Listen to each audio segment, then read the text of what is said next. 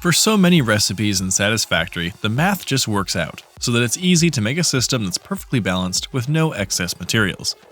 But as the game progresses, you'll encounter some recipes that create an additional byproduct that you need to figure out how to get rid of, or risk your entire factory backing up and shutting down. In this video, I'll show you some of the difficult recipes you're likely to run into and the best ways to deal with their byproducts. And if you find this video helpful, I would love if you could leave a like, leave a comment, and subscribe if you haven't already. Let's get into it. Aluminum byproducts.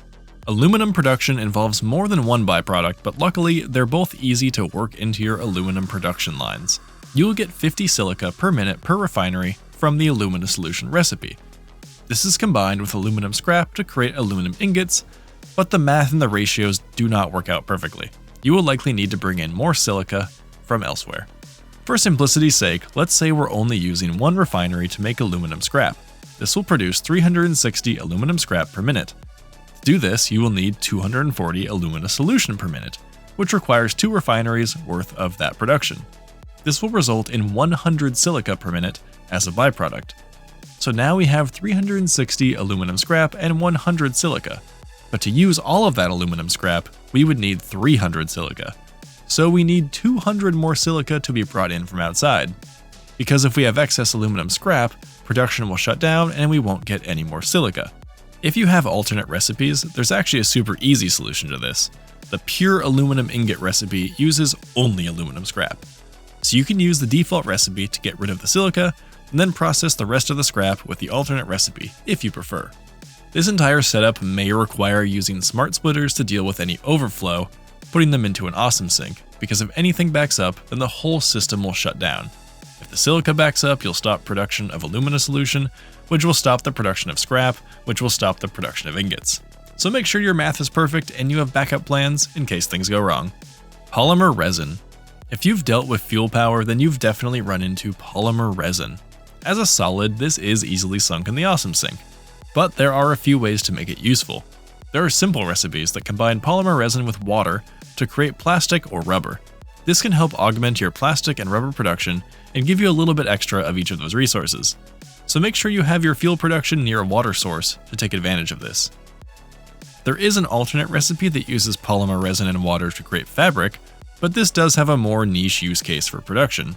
However, fabric is worth quite a few points in the awesome sink compared to straight up polymer resin, so if you're trying to get tickets, this is probably the best use case.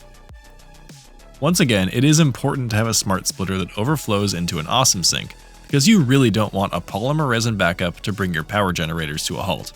Heavy oil residue. Heavy oil residue is a byproduct of turning crude oil into plastic or rubber.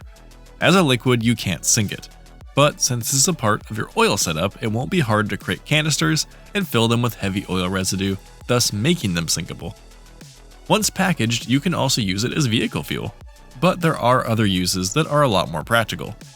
First of all, you can turn heavy oil residue into petroleum coke.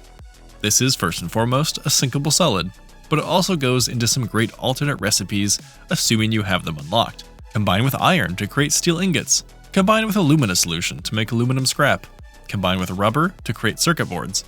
Or you can use petroleum coke and heavy oil residue combined with sulfur and fuel to make turbo fuel. You can also burn it in coal generators or as vehicle fuel, just like coal. Petroleum coke is super versatile, but most of its versatility comes from its alternate recipes, so your progression in the game will determine if this is a good choice for you. Heavy oil residue can also be used to augment your fuel setup by turning it directly into fuel. No other ingredients required. This is probably the easiest and most useful method of getting rid of this byproduct. If you have a weapons factory, heavy oil residue is a required ingredient in creating smokeless powder, which is required for rifle ammo and other specific ammo types. But since a weapons factory is likely to back up, you'll want to use an awesome sink somewhere along the production line so that the heavy oil residue continues to be processed at the correct rate. There are some other alternate recipes that deal with heavy oil residue, so depending on your exact needs and what other materials you have nearby, you have several great options to get rid of this byproduct. Nuclear byproducts. The nuclear process creates several byproducts, but they all have fairly straightforward solutions. Encased uranium cells create sulfuric acid as a byproduct, but they also take sulfuric acid as an ingredient. You'll only get 25% of the sulfuric acid back, but you can simply recycle this liquid back into the system. Just make sure to clock the sulfuric acid machine properly so that you're not producing so much that it causes a backup. Non-fissile uranium produces water as a byproduct, but this can also be easily recycled. This item requires both nitric acid and sulfuric acid, so the excess water can be recycled back into either of those systems with ease. Lastly, you need to deal with uranium waste after burning nuclear fuel rods for power. You can't put them in an awesome sink, so you need to process it further. There are a few workarounds in the game to get rid of uranium waste permanently, but none of them are the intended method, and they may be eventually patched out, so I'm not going to cover them. The only legitimate way to deal with this byproduct of nuclear energy is to process it into plutonium fuel rods. This is a pretty complex process using several advanced manufacturing buildings and some complex ingredients.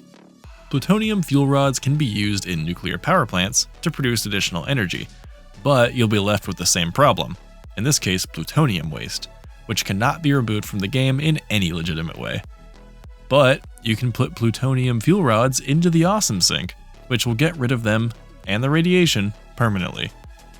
You can also use them as very spicy vehicle fuel, which will result in a waste-free world but will cause your vehicles to emit radiation as they drive by.